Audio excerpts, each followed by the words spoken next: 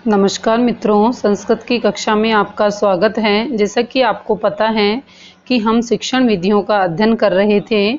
शिक्षण विधियों के अंतर्गत हमने पठन कौशल, लेखन कौशल इत्यादि का हम अध्ययन कर चुके थे। अब नेक्स्ट जो हमारा टॉपिक है वह है जैकटॉट विधि। जैकटॉट विधि क्या है? शिक्षक बालकों के द्वारा ज्ञात शब्दों को श्यामपट्ट पर लिखकर उसको पढ़ता है तथा बालकों को अपनी उत्तर पुस्तिका में लिखने का आदेश देता है। जब बालक के द्वारा लिखे गए शब्दों का उच्चारण किया जाता है तो इसके पश्चात शिक्षक बालकों को पूर्व लिखित अदृष्ट शब्दों को स्वयं स्मरण करके लिखने के लिए प्रेरित करता है।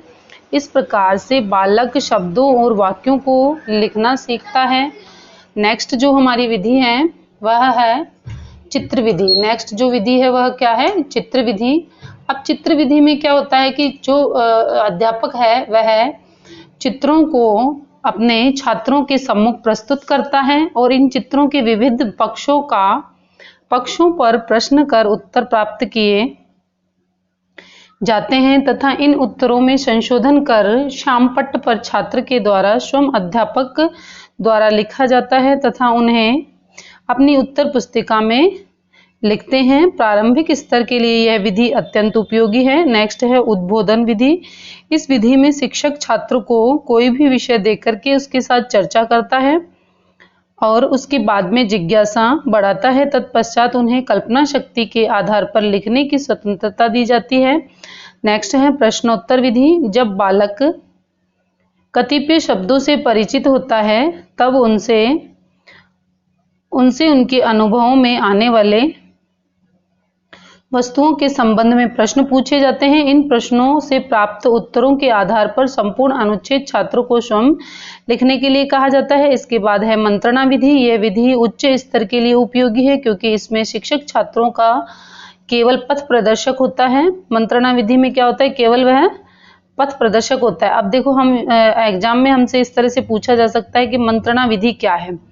ठीक है, मंत्रणा विधि क्या है? तो अब हमको बताना है कि मंत्रणा विधि के अंतर्गत क्या होता है कि इसमें शिक्षक छात्रों का केवल पथ प्रदर्शक होता है, केवल बताएगा छात्रों को कि आपको क्या करना है। शेष समस्त कार्य छात्र स्वयं करता है तथा पुस्तकालय के विभिन्न ग्रंथों तथा पत्र पत्रिकाओं को पढ़ करके विषय वस्तु एकत्रित करते हैं और इसके बाद इसकी समीक्षा व तुलनात्मक अध्ययन के पश्चात वह किसी निष्कर्ष पर पहुंचता है और इस आधार पर छात्र स्वयं चिंतन पर संबंधित विषय में मौलिक अभिव्यक्ति कर सकता है। और नेक्स्ट जो हमारी विधि है वह है स्व अध्याय विधि। मतलब अपन स्वयं कितना अध्ययन कर सकते हैं। स्व अध्याय विधि से तात्पर्य क्या है? हम स्वयं कितना अध्ययन कर सकते हैं। इस विधि के अनुसार शिक्षक केवल रचना संबंधी विषय कार्य छात्र स्वयं के विवेक से करता है तथा स्वयं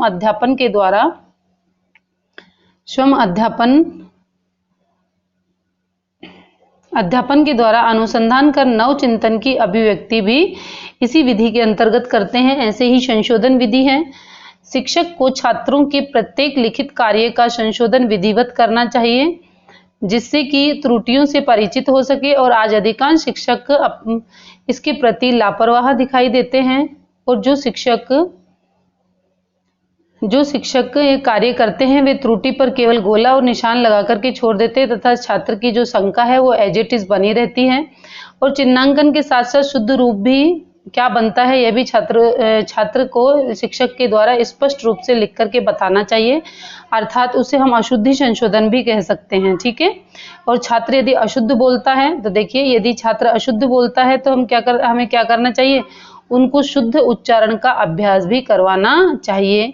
संस्कृत बोलचाल की भाषा नहीं है, इसलिए इसमें क्या होता है, छात्र क्या करता है? ज्यादा से ज्यादा त्रुटियां करता है।